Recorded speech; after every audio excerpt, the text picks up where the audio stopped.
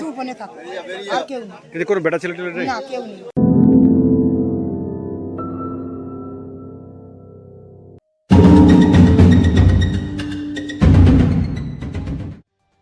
বাড়িতে ঢুকেই দুই অবিবাহিত বোনকে মর্মান্তিকভাবে কুপিয়ে খুন। এই নৃশংস ঘটনায় চাঞ্চল্য ছড়িয়েছে গোটা এলাকায়। ঘটনাস্থলে বিশাল পুলিশ বাহিনী। ঘটনাটি ঘটেছে দক্ষিণ 24 পরগনার পাথর প্রতিমা ব্লকের ভোলার থানার অন্তর্গত গুরুদাসপুর এলাকায়। স্থানীয়দের অভিযোগ, বাড়িতে কোনো পুরুষ না থাকার কারণে সুযোগ নিয়ে দুই বোনকে রাতের অন্ধকারে কেউ বা কারা নৃশংসভাবে কুপিয়ে হত্যা করেছেন। স্থানীয় সূত্রে জানা যায়, বছর 45-এর বাসন্তী প্রামাণিক ও বছর 55-এর বিশা প্রামাণিক নামে দুই বোন পাথর প্রতিমার গুরুদাসপুর এলাকায় নিজের বাড়িতে থাকতেন। আজ সকালে সারা শব্দ না পেয়ে প্রতিবেশীরা দুই বোনের খোঁজ নিতে তাদের বাড়িতে যান। বাড়ি পৌঁছতেই তখনই চোখে পড়ে ভয়ঙ্কর এই দৃশ্য। বাড়ির বারান্দায় রক্তাক্ত অবস্থায় পড়ে রয়েছেন বয়স্কা দুই বোন। কুপিয়ে খণ্ড বিখণ্ড করা হয়েছে দুটি দেহকে। এই হাড়হিম করা খবর ছড়িয়ে পড়তেই ভিড় জমিয়েছেন এলাকার বহু মানুষ। পরে স্থানীয়দের দ্বারা ঘটনার খবর দেওয়া হয় স্থানীয় প্রশাসনকে। খবর পেয়ে তড়িঘড়ি ভোলার থানার পুলিশ ঘটনাস্থলে এসে পৌঁছেই খণ্ড বিখণ্ড দুটি দেহ উদ্ধার করার পাশাপাশি এই ঘটনার তদন্ত শুরু করেছেন। তবে এদের কোনো পুরুষ বন্ধু বা কোনো শত্রুতা ছিল কিনা তা সরজমিনে খতিয়ে দেখছেন ভোলার থানার পুলিশ। এই বিষয়ে কি বলছেন স্থানীয় বাসিন্দারা, সেই বক্তব্য দিয়ে শেষ করব। সবাই খুব ভালো থাকবেন, সুস্থ থাকবেন, সাবধানে থাকবেন। ধন্যবাদ।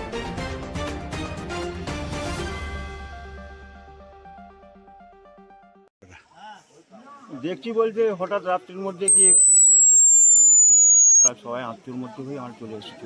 এখানে কে থাকে? কেউ থাকে না, ও দু বোনই থাকে। এ কোনো পুরুষ নেই? না। আপনার কি মনে হয় এখানে এই যে পরিবেশটা কোথায়, জায়গাটার নামটা কি? গুরুদাসপুর। আপনাদের বাড়ির কাছাকাছি? হ্যাঁ। এতে কোনো শত্রুপদ ছিল মনে হচ্ছে? জানেন? না না, সেরকম কিছু মনে হয় না। পুলিশকে খবর দেওয়া হয়েছে? হ্যাঁ, পুলিশ তো এসছে, তো সিভিক ভলেন্টিয়ারতে এসছে। আপনার নাম? আমার নাম রাজকুমার মন্ডল।